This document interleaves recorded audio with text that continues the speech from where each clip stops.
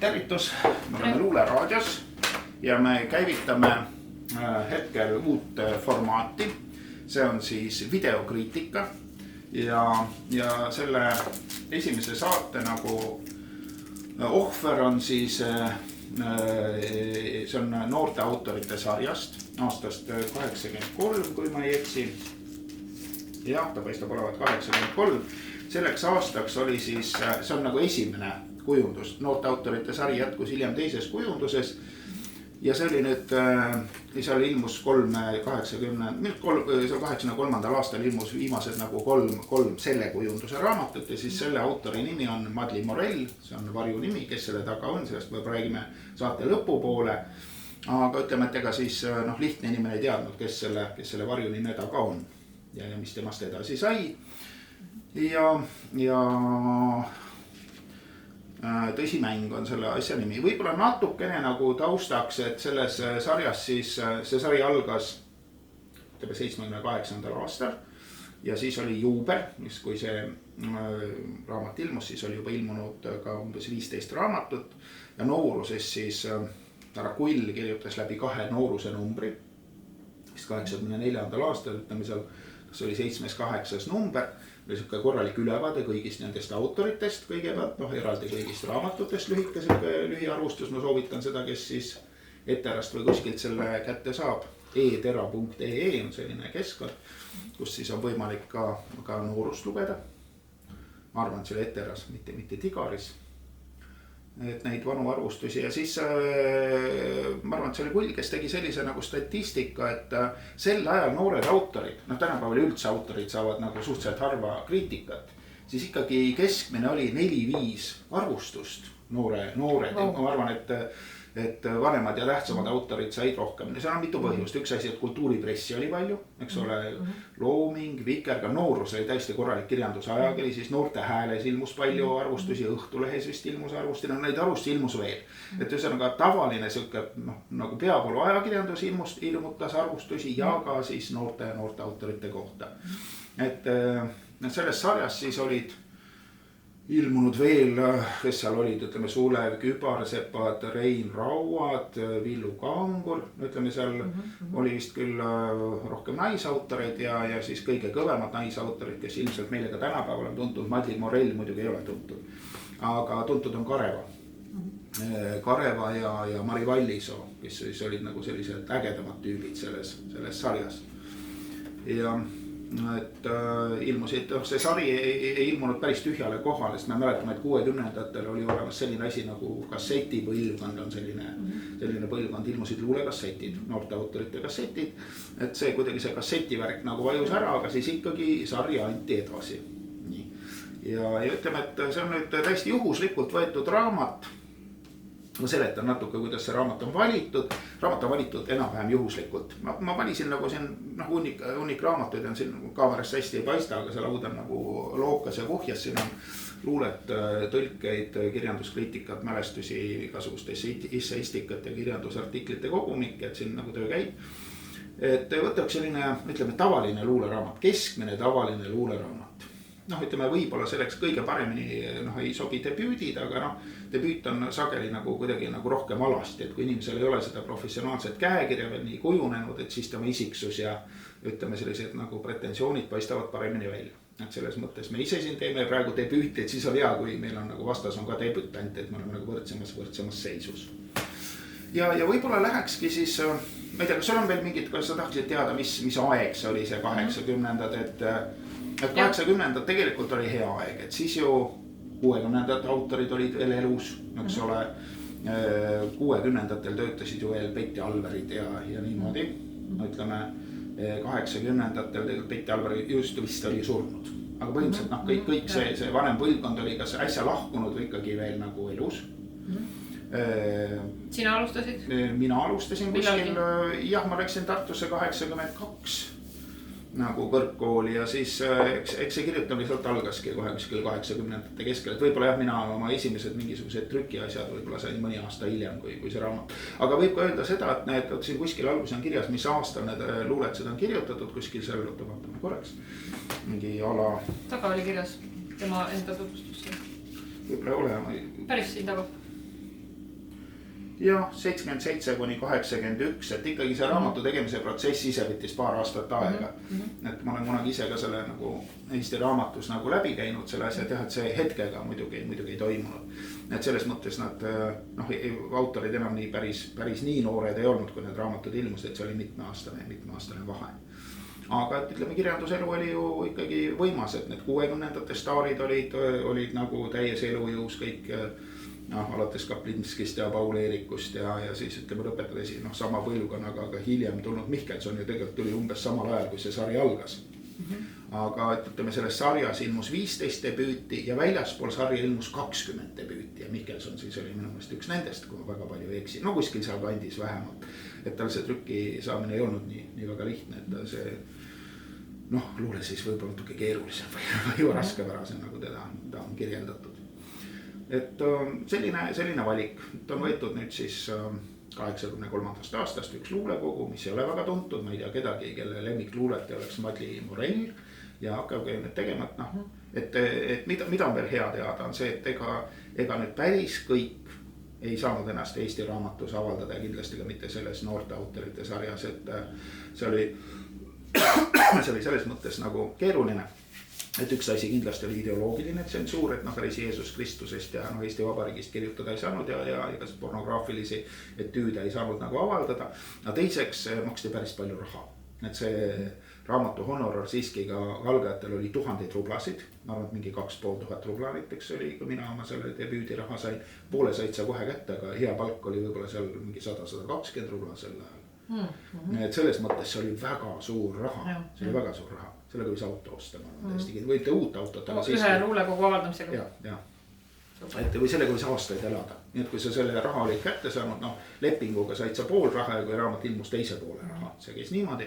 Ja see oli, ütleme, ma arvan, et see oligi 2500. Meil praeguse hetkega peaks andma välja vist, kui arvestada, millist loomingust stipendiumi saavad siis oma luulekogu autorid Kulkalt on vist, siis läheks umbes mingi 10 pluss raamatut peab välja andma, et autod on. Vist küll, jah. Oleneb autost muidugi. Autorist ka. Et ma isegi ei tea, kas nii vähestest kogudest piisab. Ma ei ole üldse palju enam vaadanud, mis need numbrid seal on, aga eks nad vanast olid seal tavaliselt 1000 ja siis ja mõni eriti kõva luuletaja nagu Berk Vaher see 2000. Aga siuks tavalised luuletajad see tavaliselt 1000. Et mõtle, kuidas on ikka hinnati omal ajal ikkagi. No see oli luksus. Et selleks pidi olema ikkagi hästi palju kultuuriraha. No muidugi lääne inimesed ju kadestid tolle. Eelmise okupatsiooni ajal ikkagi oli, kirjandus oli veel, nagu seda võeti kui sükest propaganda asja, kommunistide jaoks oli agitatsiooni ja propaganda asi. Ja polnud siis ju internetti ega nii väga midagi, et see oli ikka tähtis asi.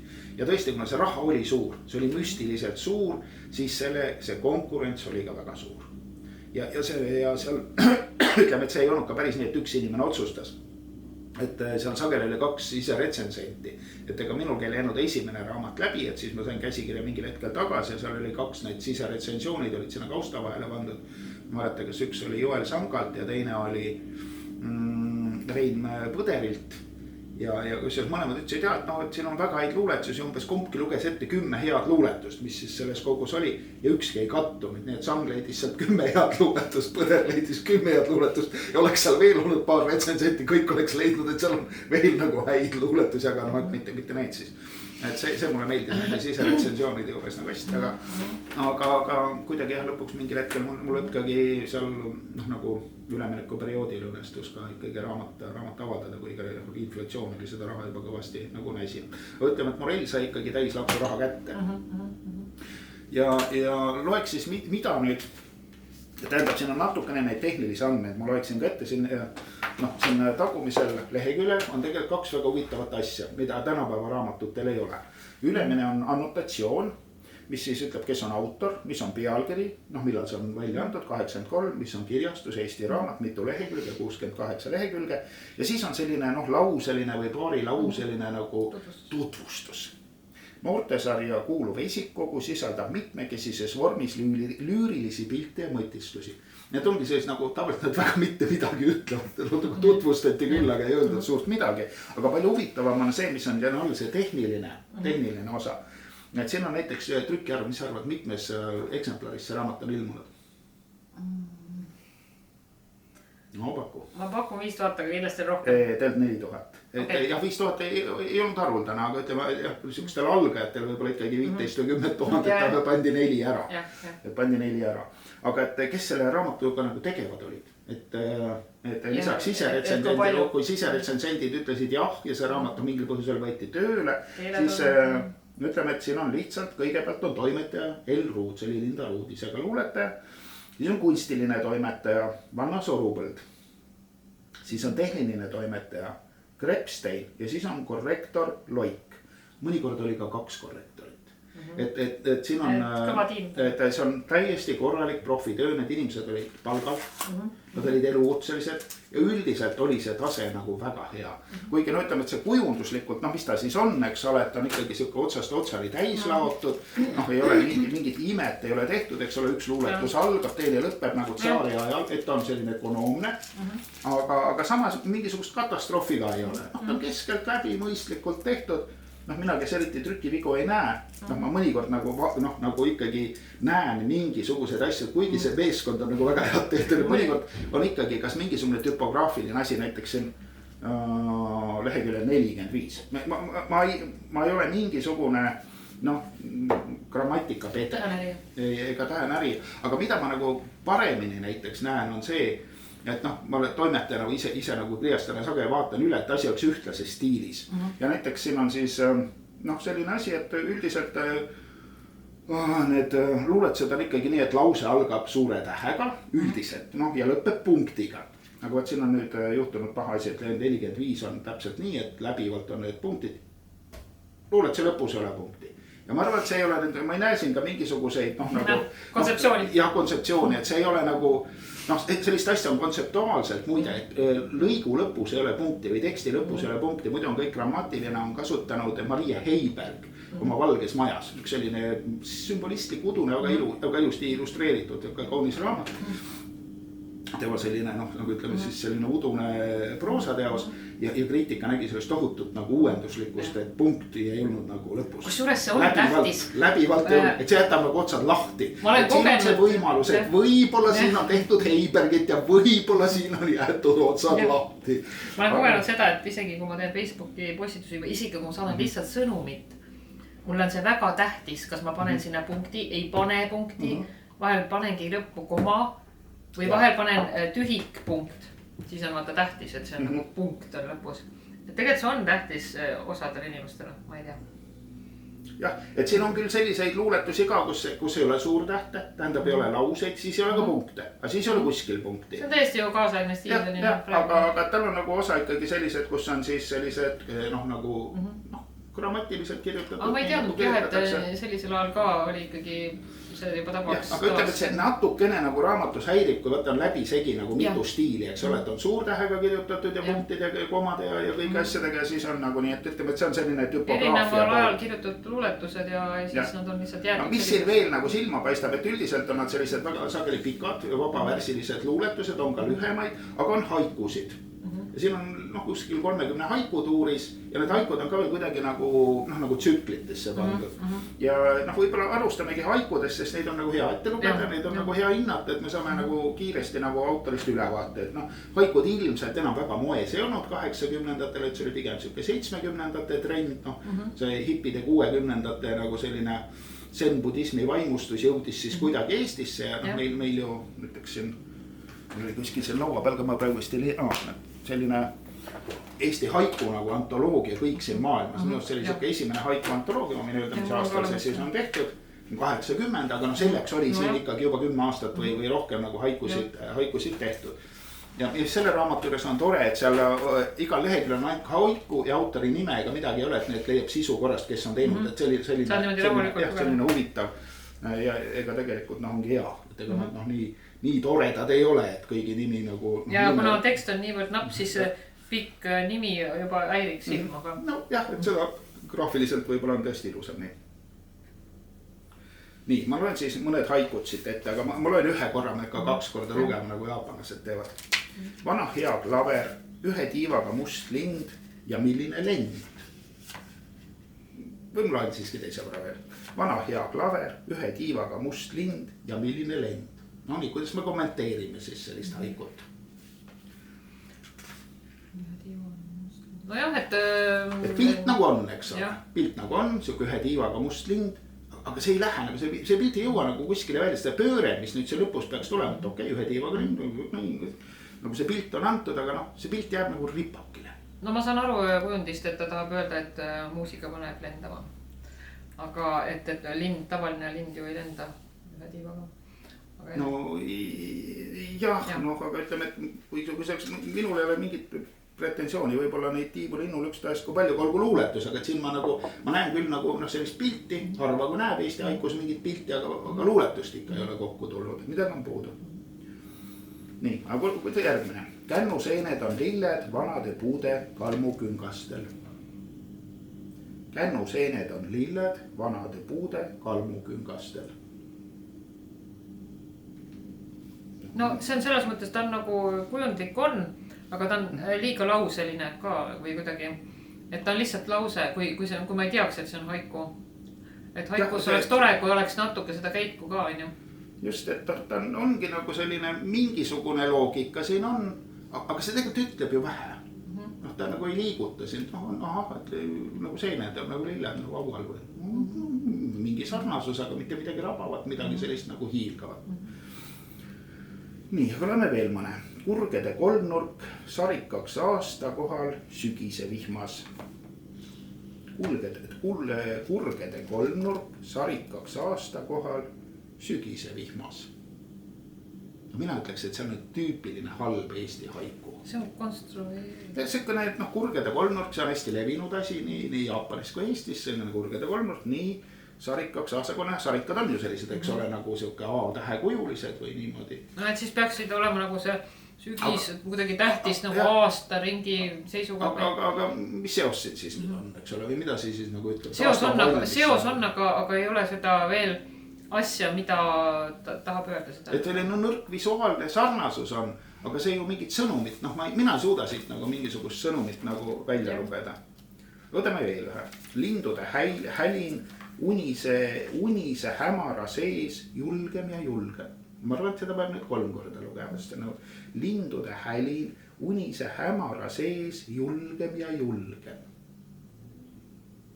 Ma arvan, et see on nüüd vist see, et kindlasti autoril on mingisugune no, linnud kisendasid, hakkasid järjest kõvemini karjuma, eks ole.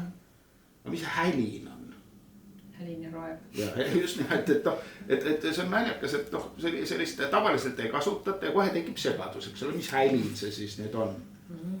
No, et ei ole, ja sageli tal on natukene sellist nagu otsitud keelt või midagi taolist.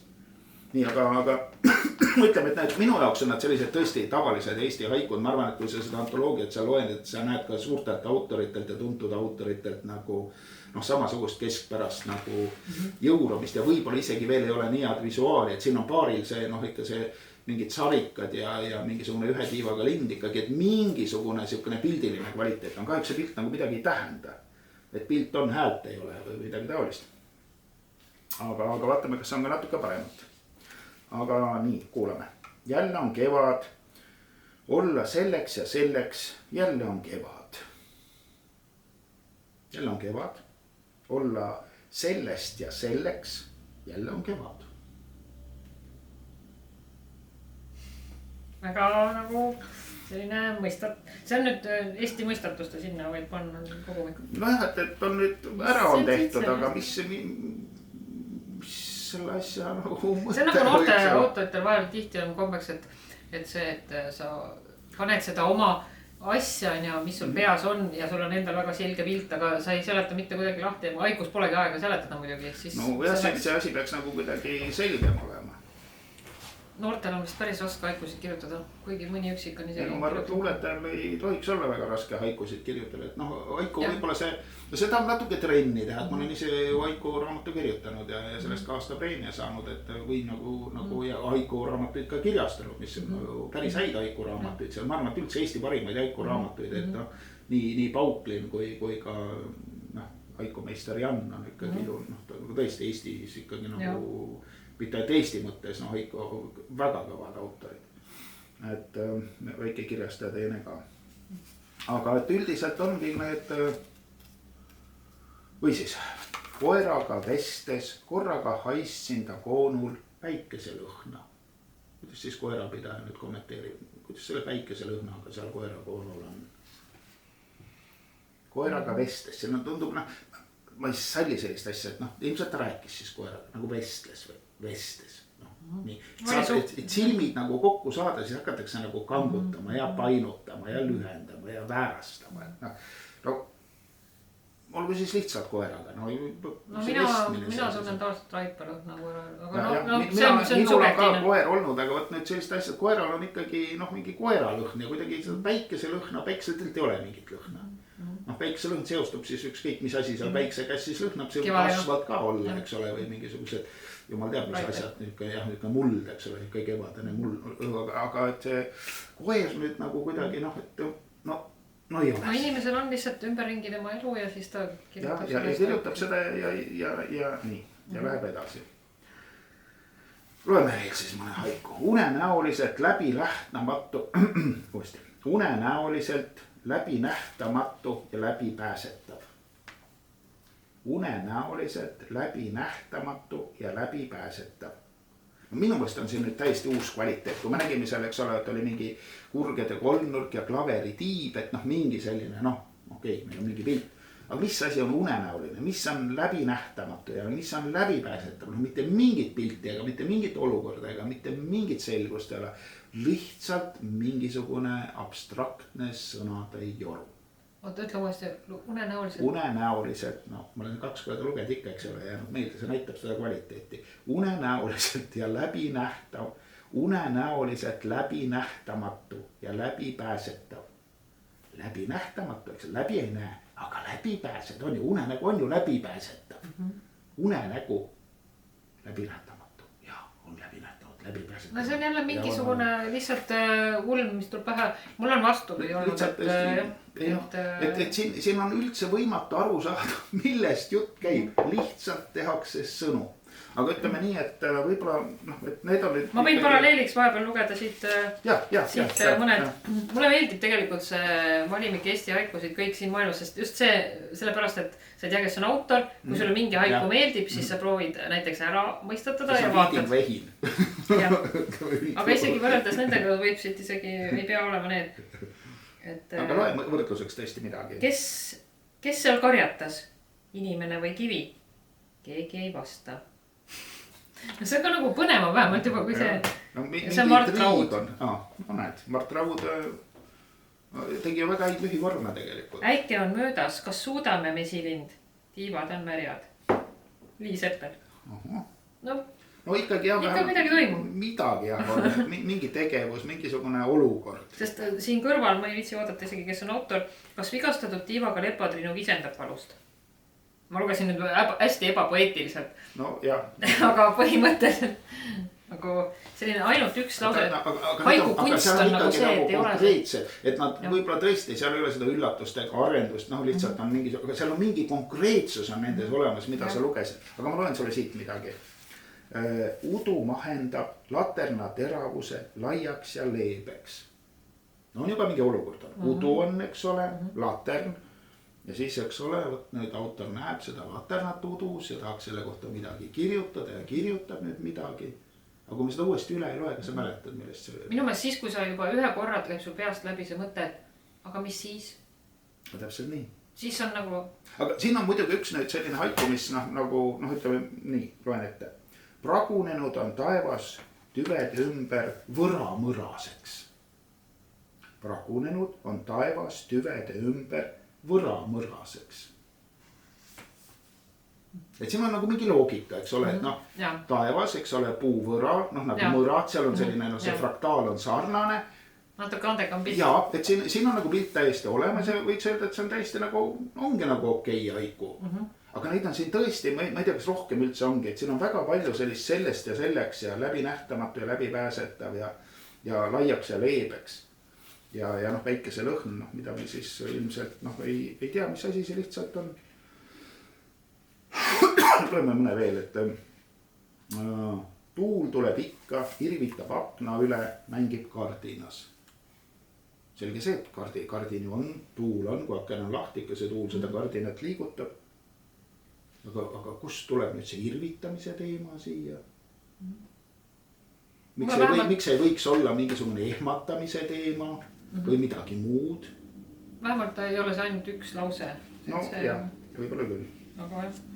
Nii, aga siis on nüüd sinna teise osa lõpus, siin on mitu osa, noh, ikkagi 68 lehekülge, see on jagatud siin vist 4 peatükki. Hakkame kohe järgi, ei, koguni kuude peatükki. Et siis teise peatüki lõpus on selline luuletus, ma loen selle ette. Kaevatsi. Kõrge taevas, linnukisa, kajakad tiirutasid, meriskid, pääsukesed, 1000 värvi, kadakad, lodjapuud, paakspuud, türmpuud, 1000 lõhna, meri vastu igast küljest, vahupitsi hunnikud mererohu sees, tühjade talude nukrus, seda kõik on ju ka mujal, aga ikkagi. On uuesti lugeda. Kaevatsi. Kõrge taevas, linnukisa, kajakad, tiirud, meriskid, pääsukesed, 1000 värvi. Kadakad, lodjapuud, paakspuud, türmpuud, 1000 lõhna. Meri vastu igast küljest, vahupitsi hunnikud mererohu sees, tühjade talude nukrus. Seda kõik on ju ka mujal, aga ikkagi.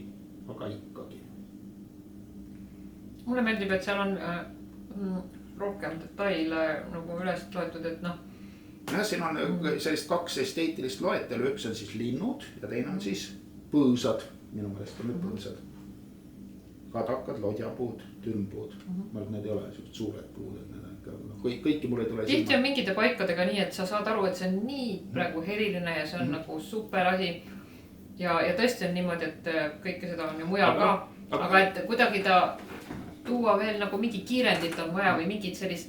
Jah, aga siin on nagu küll selliseid reaalseid objekte loetletud, mis iseendast on tore ja need esteetilised loetelud, kelle hästi tehakse väga huvitav nagu žanr, minust ka väga selline palju luba. Ja see mõjub hästi. Aga noh, ütleme see tühjade talude nukrus on ju lihtsalt selline väljend, mis noh, mitte midagi, noh, meil ei ole ühtegi detaili, ühtegi pilti, mitte midagi, no see on täiesti nagu lambist, et on tiirud. Nukrus on üldse ära liialdatud asi. Noh, ja siis eks ole on kõigepealt värvid ja siis on nukrus. Võib-olla minuks on kõige toredam see, et aga ikkagi, et noh, et üldiselt selline sõnade tegemine nagu ei vii kusagile, aga see aga ikkagi seal veel 2 korda lõpus. Noh, pigem nagu huvitav ja pigem nagu kuidagi mingis mõttes nagu. Ja iga inimene samastub sellega ka veidike. Aga ikkagi. Et ei ole selline väga standardlahendus, ei ole väga nagu efektiivne lahendus, aga ma arvan, et parem kui enamus lahendusi, mis meil siin on. See nukrad talud on natuke. See on. Või midagi muud ka öelda vahel. Kas sa oled kunagi oma luuletustes sõna nukrus kasutanud? Võib küll olla, aga no ma üldiselt selliste nagu väga poetiliste. Ma ei ole kasutanud nukrus. Ma võin olla, aga kindlasti ei ole ta mingi põhiasi nagu luuletuses olnud, kui tedega on. Et jah, et mul on teatav allergia nende poeetiliselt nagu üle laetud või üle ekspluateeritud sõnade vastu allikas. Ka kodus me ei kasuta, ma ei ütle mu lapsele. Miks sa nii nukker oled nüüd täna koolist tulles? See nukker hing. Ma ütlen ikka, mis sul viga on? Liplikas, mis sul viga on? Liplikas, mis su allikal viga on? Jah, tegelikult. Toimib paremini. See on üks natuurmort 6. mai 1979. Ma loen algust ja ma loen lõppu. Et see on pikk luuletus, aga võib-olla siit siis midagi hakkab koorma. Sinililmu laual. Sinises klaaspurgis, varred kumamas, põnevalt, sumedalt, siniselt, sinililled ja pliiatsid, sulepäid. kõiksugu kive Laulasmaalt, Hiiumaalt, Karjalast, Karpaatidest, Lapimaalt, siitsamast Tallinna külje alt, ise leitud, antud, kingitud, kuivanud oksaraage, teokarpe, valkjaid, väga delikaatseid, Viinamäe tigude kunagisi kodusid, mis neist endast küll sai. Siivutuid sidrunkollaseid, veidraid triibulisi tigukarpisid mu laual, veel üks ootamatu kivi, nagu ristpardi muna siia veerenud, seegi vist Kassarist. Selline luuletus algab siis nüüd selliste objektide loeteluga, mis on siis kas seal luulete laual või kus nad tal seal toas siis on, täpselt nagu laual jah, on täpselt nagu paika pandud, see on siin väga täpsustatud, et Hiiumaad, Karjalad, Karpaatiad, igasugused pliiatsid ja teokarpid. Et selline tõesti väga põhjalik esteetiline loetelu. Nii see algab ja vaatame siis, kuidas see asi lõpeb. Vahepeal on veel siin 1,2 võõrnimesid, välismasju, sest ega siin harimatuse häbi veel harituks ei tee. 3 purki musta vesivärvi veega aknalaual, hallikas must, pruunikas must, rohekas must ja palju tolmu.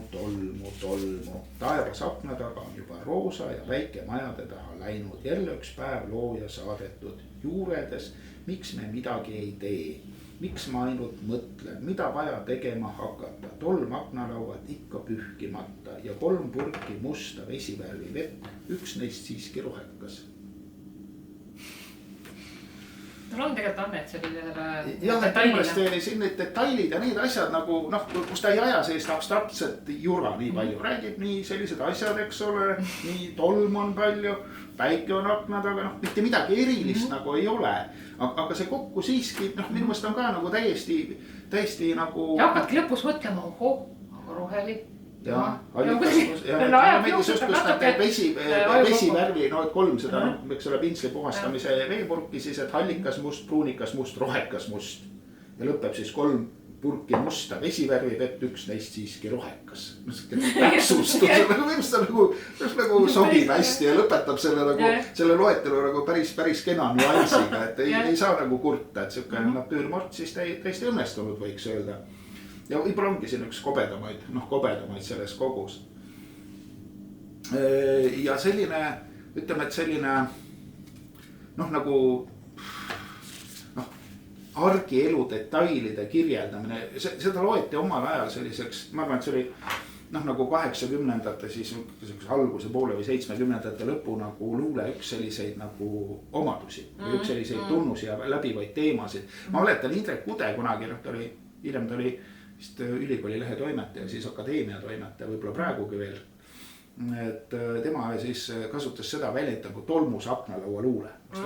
Kirjutas nagu sellest luulest ilmselt ka mingid arvust, see oli seal luule seltskonnast ta liikus. Et on mulle meel teinud ja siin just see tolm aknalaual nagu täpselt see, aga siin see, minu jaoks ei olegi nagu halb, siin on ikkagi see, ütleme, selle aja selline triviaalne, harjuvuspärane nagu, ma ei saa öelda, siuke temaatika või kujundisüsteem on tegelikult väga hästi tehtud. Kas kujutavuskunstis oli see ka levinud? Oi, ma ei oskagi isegi öelda, vaata see tolm on raske nagu. Ei, ma mõtlen selline esteetika. Ma arvan, et fotorealism oli kindlasti olemas. Mulle nii meeldib, kui maalis kasutada, kui nii palju maalis on ju värv, lõuend, kõik on nagu palju asju, mida kasutada, et kui seal see... Fotorealism oli olemas, aga mõnest ta nüüd oli seal 70ndad ilmselt. Ma pean jälle vaatama, miks ma meelde jätta seda, et üks naiskunstiks ei ole üldse nagu nii ammune teos, aga üks maallapp. Siuke hallides toonis ja just see, et sa see maal on ju lõuend, värvid ja siis keegi lihtsalt maalib selle lappi ja kuidagi see on nii nagu jah. Toome mõned nagu teksti näited veel, aga ma selle väga palju välja märgitud ei olegi, aga ütleme... Tegelikult Margo Vainol on ka ju palju sellist, temal on muidugi see särts ja teravus ka veel sees, aga just seda Lasnamäe kirjeldus ja siukesed mul meenub. Nii, ma olen nüüd ühe lühikese luuletse, mis ei ole haiku, aga lühike. Pealkiri on äratundmise rõõm. Ja poole mineku peal saad aru, et peaaegu kõik ei ole ju kunagi, mitte kunagi kõik. Äratundmise rõõm. Ja poole mineku peal saad aru, et peaaegu kõik ei ole kunagi, mitte kunagi kõik. No seda näiteks märkis Sirje Olesk ära kui siuke õnnestunud lühivormi. On jah. Et tal omapära on kindlasti olemas, et ta teema see kõik ja peaaegu kõik või. Seal on selline asi, et seal hakkab nagu tekkima isegi sõna või mõttemäng, aga see kõik on, ei ole midagi üleliigset, et kõik nagu aga toimib. Samas on jälle see, et ta on ikkagi ainult selline, noh, kuidas öelda, et need on ainult sõnad, et tegelikult see on hea mõte ja ta ei ole üldsegi halb luuletus. Oleski näiteks, jah, aga et siin võiks ikkagi nagu seda elu ka olla ja visuaali ka olla. Et jah, et ta on üldiselt selline, noh, kuidas öelda, lihtsalt nagu ilukõlaline nagu siukene jutt, et tahaks nagu rohkem seda, noh jah, et jutt on või nagu kuidas teleka kohta öeldakse, hääl on pilti pole. Et see käib selle luule, et sa kohta hääl on väga hea iseendast, aga pildiga koos oleks see ju veel teleka mõte on nagu pilt. Et ma lugesin 3 arvustust selle raamatu kohta, mul lihtsalt praegu sinna ei ole, noh, punus see lugeri koju ja need on seal, aga ütleme, et Sirje Olesk kirjutas raamatust ja tema teksti näited väga hästi sobisid. No, mulle meeldib luulekriitikas just lugeda teksti näiteid, et kui autor midagi väidab, noh, selle raamatu või mille iganes kohta, ta toob teksti näiteid. Ja Oleski teksti näited olid väga täpsed. Noh, tõesti ma saan aru, kui ta ütleb, et see on okei luuletus, jah, see näide on siin, tõesti ma olen selle nõus. Veidemannil oli see, et kui tema midagi väitis, tõid mingid luule näited, need ei olnud selle raamatu kohta minu meelest kuigi ise loomulikult ja tegelikult väga tugevalt ei toetanud ka tema väiteid. Selles mõttes Veidemannil oli see suht suvakalt pandud väited suvaliselt, näited suvaliselt. Siuke omaette nagu huvitav žanr, et kui raamatu oli lugu, siis nagu mingi enda peast loeb AI alla. Seda ma täitsa soovitan, et lugeda nagu neid tekstinäiteid ja kui tekstinäiteid ei ole, siis teilt ei ole arvustust üldse mõtet nagu lugeda. Oleskil minu arust tõesti väga, nagu väga täpne oli. Ja Kull tegelikult tõi vaata nüüd, mis siis lehekülg 51 on siis üks Veidemanni valik, vaatame kuidas see siis oli.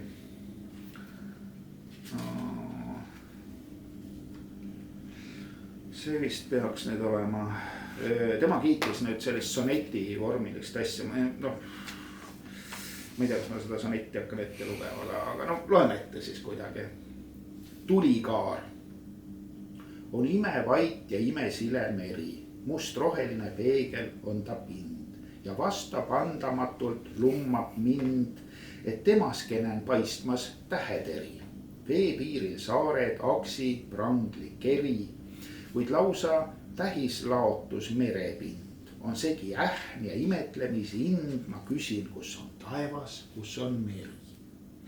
Me seisame kesk linnuteede kaari, me mõtleme, mu peegelpilt ja mina, kes on meist kesk maailma konna sära. Täpselt selline sõna ongi maailma konna sära. Mis asi see on, ära küsi, aga lähen edasi. Maailma konna sära. No konn või konn, noh. Siis alles aimame me selle ära, kui näeme kokku sööstmas tähepaari, üks nendest lõhub pingul peegelina. Selle tõstis nüüd Veidemann esile ja mina ütleks, et siin nagu, no kuidas sina ütled? Mina ütlen, et ei ole midagi esile tõsta. Siin on ainult üks hea koht, kus täheteri riimub siis saare nimega keri. Noh, päris nimed ometi annavad nagu selliseid häid efekte, et minust see on hea koht, et temaski näen paistmas täheteri, veepiiril saared, aksi, prangli, keri. No ja prangli on tuntud saared, siis mul tõesti on selge, et need on saare nimed, kõik nagu sobib hästi. Et see on hea koht ja see on nagu andekalt tehtud, aga kõik need maailmakonna särad ja pingul peegellinad ja noh, mis asjad need on? Et see on puhas siuke, ma ei oska öelda, siuke 4. järgu sümbolism või no lihtsalt selline ilusate sõnadega jõuramine, millel tegelikult noh, ei ole ju väga head pilti, ei ole. No ja siin segadust tekitavad maailmakonna särad. Mis särakon see siis nüüd on? No tõesti nagu, et selles mõttes kogu lugupidamise juures härra Veidemann nagu kriitikuna no, ei ole väga tõsiselt võetav. Et nagu võtad nüüd, eks ole, Oleski valiku. Saad aru, jah, okei, see on tõesti selle raamatu okei asi. Kui sa selle Veidemanni, see ei ole siin raamatus kindlasti silmapaistvalt hea luuletus. No miks sa teed niimoodi nagu autorile? Mõtleme, kui ma nüüd võtan, see on hea luuletus, ma loen selle läbi ja siis noh, tont, see ei lähe nagu kuidagi mitte. Ja siis ju läheb isegi see vähene hea, mis siin raamatus on, et siin tegelikult on häid kohti. Kas või need tolmusaknalaua kohad oma veepurkidega ja nii. ja noh, kui sul tõesti meeldib see riim, siis ütlegi, mis sulle siin meeldib, aga noh, sellest, mis seal luulet see seada, nüüd on sonett, see ei tee veel ühtegi asja heaks, et ta sonett on, noh okei, et on siuke. Nii ja siis 53-54 leheküljel on nüüd selline asi, mida siis isand Kull oma selles loomingu raamatus tõi esile ja mitte sugugi heas mõttes, ta võttis 15 luuleraamatut läbi. Ja mitte kellegi kohta ei öelnud ta niimoodi, et see on nüüd küll näide, kuidas kirjutada ei tohiks. Ja siis Morellilt ta leidis sellise luuletuse, mille pealkiri on Kui tuulepidu on läbi saanud. Et noh, ma arvan, et ma loen siit natuke, võib-olla siis saab aru, ma loen alguse lõppu näiteks jälle, et noh, seda kõike nii väga pikalt, ta on 2 lehekülge otsast lõpuni täis, ütleme, et võib-olla on ta siis siin juba tead 70 rida võib olla. Tuulepidu on läbi saanud, tunnen, et tulekul miski aiman, et lailab mu poole, lahverdab kenneldes siia muusika. Sõrmed on surutud mulda, tajun, kuis hajub kui hulda, juba ma kuulen ta kõla. Laugeb, näe aeglaselt alla, kõikjalt näe, tuleb ta siia, tahtes kui kaasa mind viia. Noh, ühesõnaga, see on siis nüüd selle luuletuse algus, kus noh, seda autorile nagu noh, ütleme üks tema nõrkusi tuleb siin välja see igasugused lailamised ja lahverdamised, mida kellelegi ei julge soovitada ja on hea meel, et nagu Kull seda siis nuhtles, aga loeme ka lõppu. Nii. Siis aga äkki ma vajun abitum haavatud linnust, maailmunust, see on nüüd linnust, ilma, ma loen uuesti. Ma vajun abitum haavatud linnust, ilma ilmunust hädisem. Ma vajun, kuhtuma hakkab mu keha, ei saa ma midagi teha. Rammutult varisen maha, näo peidan niiskesse rohtu, tõusta ei suuda, ei taha, palun maakamaralt lohtu. Viimaks saan enesest võitu, upitan rohust end üles, lootuses korrata sõitu muusika mühavas süles. Kuidas muusika inimene seda muusika mühavat süve ja kuhtumist siis kommenteerib? Ei, ma hakkasin lihtsalt mõtlema, et ta on ju kirjutatud kuskil inimene 59 sündi. Ja see on kirjutatud 79 võib-olla. 20 eluaastat paiku või niimoodi. Oih. Ma ei tea, mina kohe niimoodi ma olen muidugi 20 aastat noorem inimene, aga võt niimoodi mina ei osanud nagu noorena mõelda. Ma ei luuletanud ka nii noorena üldse, aga siin ju tegelikult, milles see luule siin seisneb? Luule seisneb siin labastes riimides. No labastes riimides sellises kangutatud tundlemises ja siis sellistes kuhtumise tüüpi ja huugamise tüüpi sõnades, mis tavakeeles ei ole nagu kasutusel ja mille mulle väga meeldis kunagi Aleksander Müller, tuntud siuke Tartu boheemlane ja siukene underground muusik siis ja ka väga kirjanik seal juures. Pani oma plaadile nimeks Kuhtumised iseendaga. Et see on andekas, kui sa tõesti kasutati mingit kuhtumist, eks ole, see käis talle närvidele samamoodi ilmselt nagu minule ja sinulegi käib. Pani plaadile Kuhtumised iseendaga. See nagu sobis, see näitab, et ka sellised veidraid sõnu saab ju ka kasutada. Ta on nii naljakas või irooniline kui ka isegi sügav. Kuhtumised iseenda. Et tõesti see paneb nagu mõtlema, see tõesti rabab, eks ole, et selline nagu juhum siuke punnitatud nagu ebamõistlik keel. Kuhtuma ma ei ole tõesti ka kunagi kasutanud. Aga tõesti see nüüd et miks seda luuletust pidi toimetajad on ju olemas selle raamatul, ja raamat on ju küllalt paks, et kas seda kõik oli nüüd vaja siia sisse panna. No ikkagi toimetaja, eks ole, toimetaja ise siis vastutab ilmselt, ma saan aru kõigest, tehniline toimetaja võib-olla on see kujundus ja see ja keele toimetaja siis keele. Ei, ma loen uuesti. Toimetaja Ruud, kunstiline toimetaja Vanna Sorupealt, aga see kunstiline toimetaja nüüd selle nagu selle visuaali toimetaja siis ma arvan. Mitte luulekunstiline. Ma arvan jah, et tegelikult see luule pool oli ikka Linda Ruud, kes oli ise luuletaja. Ta siuke mitte väga tuntud, aga minust mitte kõige halvem luuletaja. No võib-olla ta tahtis siis igast erinevaid näiteid sisse jätta, mis sellest on nagu raske nagu aru saada, aga ütleme, et nüüd kui sa kujutad ette, et selleks ajaks 82 aastaks, eks ole, Karev oli olemas, nii. Runnel oli olemas, Viidik oli. Kes ei kirjuta nagu vanainimesed. Ja siis nüüd tuleb noor autor ja ta tuuakse selle asjaga ilma. Autor võib kõike kirjutada, aga ma nüüd tahan nagu aru saada, mis võib olla selle toimetaja peas. Et no miks sa teed seda autorile, et noh, miks sa teed seda lugejale, lugeja loeb teisi raamatuid veel, aga noorele autori esimesse raamatusse paned sellised tõesti nagu ülimalt nõrga, ülimalt siukse, formalism on nagu isegi hea sõna veel, siuke harrastus luuletajaliku sellise rutiinist kubiseva, mitte midagi ütleva jõuramise. Siukse hästi triviaalne, see on siuke, ütleme, see on siukse halva harrastusluule kõige tüüpilisem näide. Ma peaks selle luuleõpikusse sisse täiesti halva näitena.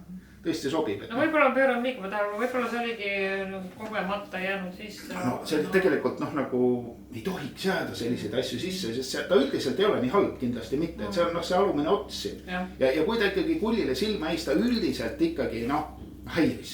Ta häiris nii palju. Võetigi kohe, näed, point oli ja võeti kohe ambusse. Ei maksa anda, sest tõesti see on ainuke autor, keda tuuakse eeskujuks, et sellist asja ei tohi olla, ei tohi teha, eks ole, ta tõesti ei ole mõtet kirjutada. Et selline pedagoogiline apsakas, jah. Mõtleme see lehekülg 26 oli meil siin ikkagi vist olla, vaatan, kas siin on mõni asi veel. Siin on üks luuletus variatsioonid. Luuletus ma loen ta ette, et siis on suht juhuslik siin, et jätab nagu mulje sellest, mis ta on. Kui ma laternate valguses kõnnin, on mul mitu varju ees ja taga ja külgede peal. Varjud tulevad ühes minuga. Tulevad ega tule ka. Ühed tumenevad ja kaovad siis, teised muutuvad teiseks. Muutuvad nendeks, mis selgemaks saavad, kui ma edasi astun. Kui ma laternate valguses kõnnin, on mul mitu varju, aga mind ennast on ikka ainult üks, Jumal tänatud. Et siin isegi võiks öelda, et nagu arendus on olemas. Ja ta uuesti võtab selle üles. Et mingi see pilt ei ole nüüd väga selge. No ja inimene, latern, varjud, jah, ta võib-olla, siin võiks olla nagu sellist täpsust rohkem, aga ütleb, okei, las ta olla, et olukord on vähemalt fikseeritud, kõik on selge, mis toimub. Siis ta natuke neid varje seal, kuigi palju seda teemat varieerib, minust see varieerimine ka ei ole nii pinges, nagu ta võiks olla.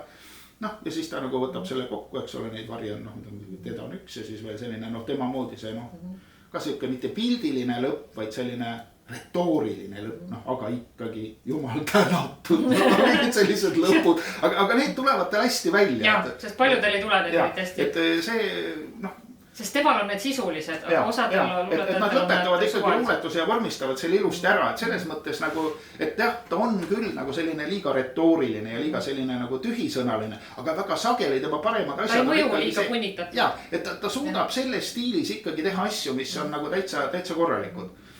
Aga nüüd võib siis tulla tagasi selle juurde, kes see autor siis ikkagi on, et kes selle nime taga peitub ja mis temast edasi sai. Ja nägu on ka, tal on nägu, see on autor, kellel on nägu. Et siis see kirjeldus siin tagavaanel ütleb, et tegemist on kunstiinstituudis nahatööd õppiva tudengiga, kes on avaldanud luuletusi nooruses ja loomingus. Ja see oli väga suur asi, sellepärast, et looming maksis ikka väga suurt raha. Samamoodi, ma arvan, et seal võisi mingi avaldamise eest, mingi luuletsükli avaldamist aasta palga saada.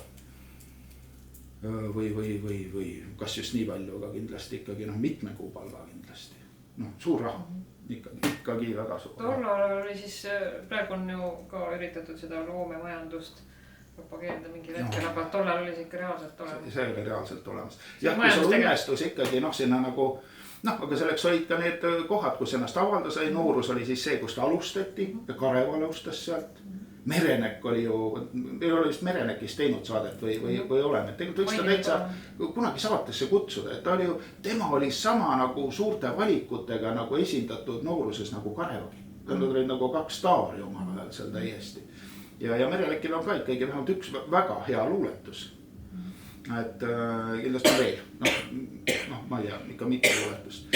Et sageli me võime öelda, et tänapäeval ikka väga tuntud ja tunnustatud luuletajatel nagu Pihelgas ei ole nii palju häid luuletusi nagu Tiit Merenekil, kes ei ole tegelikult väga tuntud. Kuigi ta alustas väga nagu palju tõotavad. Ja siiski raamatuteni jõudis ja häid asju on teinud, et tegelikult Mereneki selline väike valikkogu oleks kindlasti nagu võiks olemas olla. Või siis vähemalt selline, ütleme, vähem tuntud autorite paremate luuletuste valimik. Et kindlasti oleks Merenek seal väga olulisel kohal, väga õigustatult.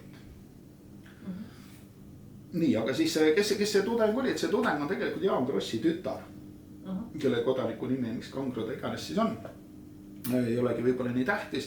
Tähtsam on see, et ta tegelikult pärast seda ühtegi luuleraamatut ei avaldanud.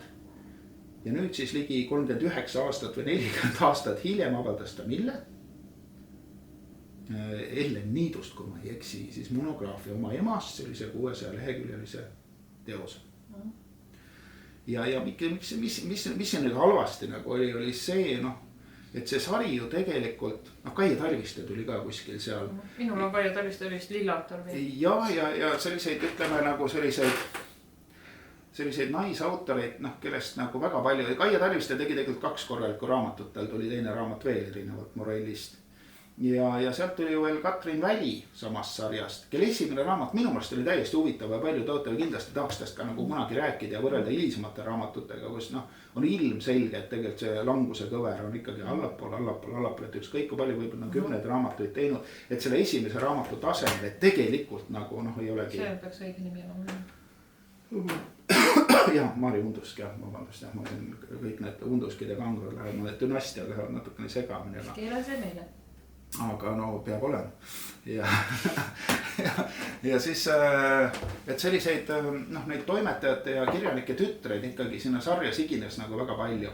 Ja seal see risk nagu ongi, et tõesti need kirjanduslikud suhted ilmselt on väga head, eks ole, vanemad on mõjukad kirjandustegelased, kõik uksed on lahti, no mingil kombel, aga see raamatu täiesti andetu ka ei ole, midagi seal nagu on, noh. Ja sinna see jääbki, et noh, nagu ei tule, no kahju isegi, no siin nagu ei olegi kahju, et rohkem raamatuid ei tulnud. Mõtle, kui nüüd selline, noh, oleks tulnud siuke järjekordne. Ei, kui ta oleks ju rohkem, selline inimene ju loeb kindlasti elus väga palju, et ütleme 10 aasta pärast oleks võib-olla teistsuguseid asju. No ei tea, näiteks seal sarjas, minust siin oli, kas Merike Õim oli selles samas kujunduses või järgmises kujunduses, kes samamoodi teise raamatu avaldas mingi 40 aasta pärast. Ja sugugi ei olnud see esimene raamat nagu silmapaistev ja näed küll, et noh, inimene, eks ole, haritud inimene ja kirjandushuvidega ja 40 aastat nüüd koostas siis teist raamatut ja no, vaata, et haledam veel kui esimene. Jah, et siuke kurb lugu on nende kirjandusperekondade inimestega, et jah, et neil on need teed lahti.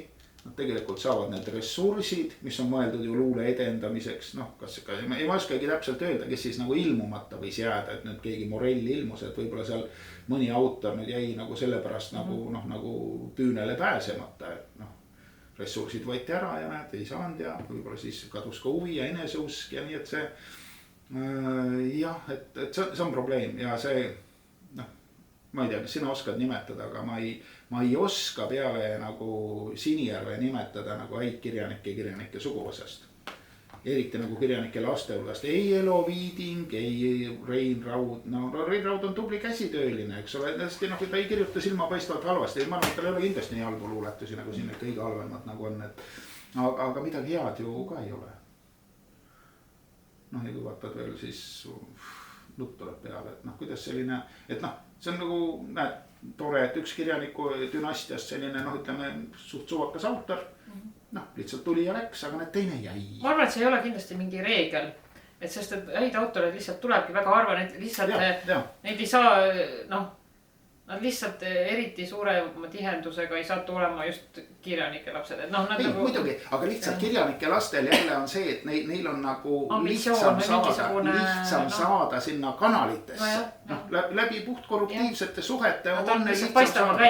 Ja nad tunnevad inimesed tunnevad neid, suvalisi käsikiri on terve hunnik, eks ole, no raha läheb siis ikka nagu tuttavasse perekonda, et noh, selles mõttes ma saan aru. Mis tõesti täitsa raha pärast ka ju teha. No kindlasti, see raha oli siis suur, ja see kindlasti määras palju asju.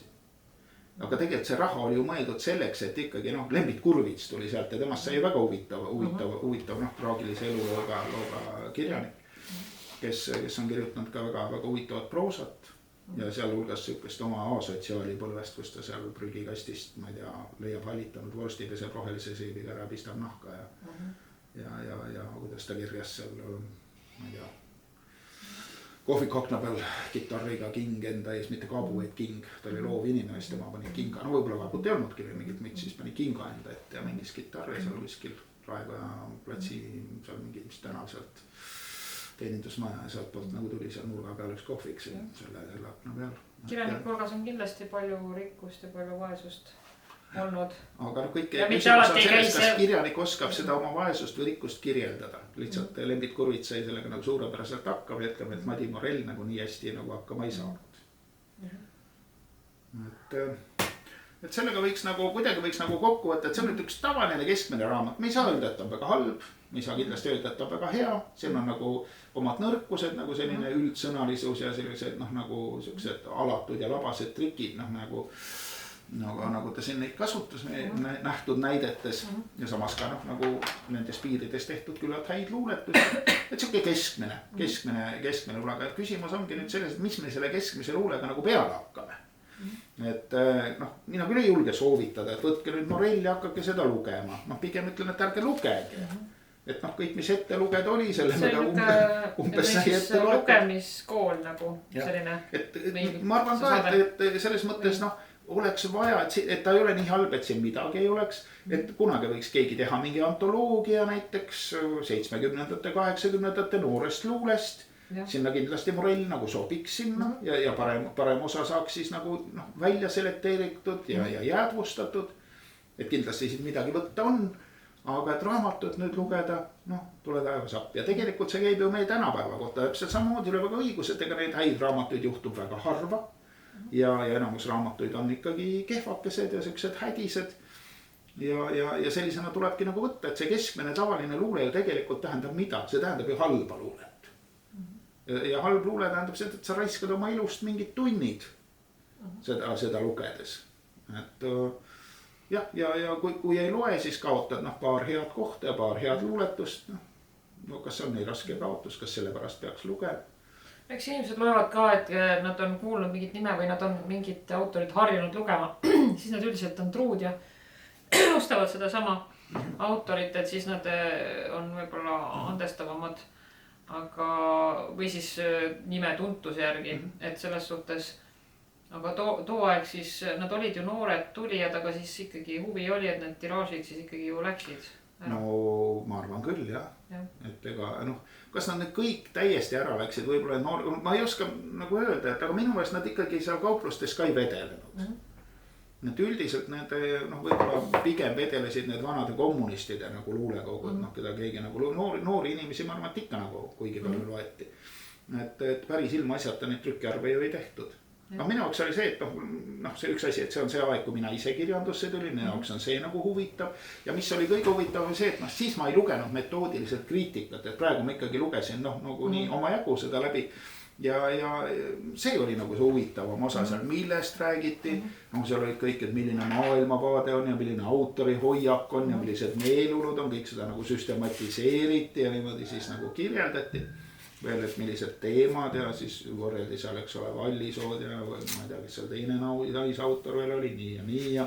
Mulle väga meeldib üks, ma ei mõelda, kas see oli Kull või ka ei olnud, kes siis lihtsalt see mõttekäik oli nagu tore, ta ei olnud küll teksti näidetega kaetud, aga umbes selline, et üldiselt need tolmusaknalaua luuletused nagu lihtsalt detailid, mis ei ülene nagu kujundiks või nii.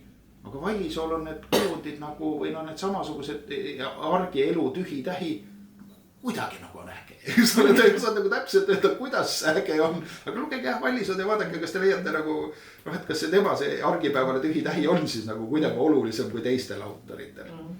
Et Vallisool, minu mälu järgi ikkagi ei ole mul kunagi nagu lemmikautor olnud, et kui ma loen siis midagi sarnast, ma pigem loen Karevat, sest Kareva esimesed 4-5 raamatut olid ikkagi ühtlased ja väga kõvad. Aga see Vallisool on nagu siuke vaese mehe Kareva ja siuke hästi minust ebaühtlane. Aga mis me siis järgmiseks lugemislauale võtame? Ei oskagi nagu praegu öelda, et ma ei ole midagi välja valinud, et ma ei tea, on ettepanekuid või mis see võiks siis olla, et selles mõttes sellise 80-ndate alguse tüüpilisest luuleraamatust on meil nüüd näide toodud, et kas me nüüd võiks otsida sellest ajast mõne hea, mõne siukse silmapaistva debüüdi, näiteks Kareva või siis, seal oli veel midagi, Vallisool näiteks. Või siis võtta mõne teise ajastu siukse tüüpilise raamatu, et või jätkata sellega, et kuidas... Võib ka mõlemad võtta, Vallisool ja Kareva. et midagi, me võime selle 80ndate ja 70ndate lõpu 80ndate algusega nagu edasi minna ja tõesti võtta sealt siis mingisuguse villakama autori. Ja vaadata, kuidas teda vastu võeti natuke rohkem, sest kui on olulisem autor, siis on võib-olla mõtet ka vaadata seda omaaegset kriitikat natuke põhjalikumalt kui praegu.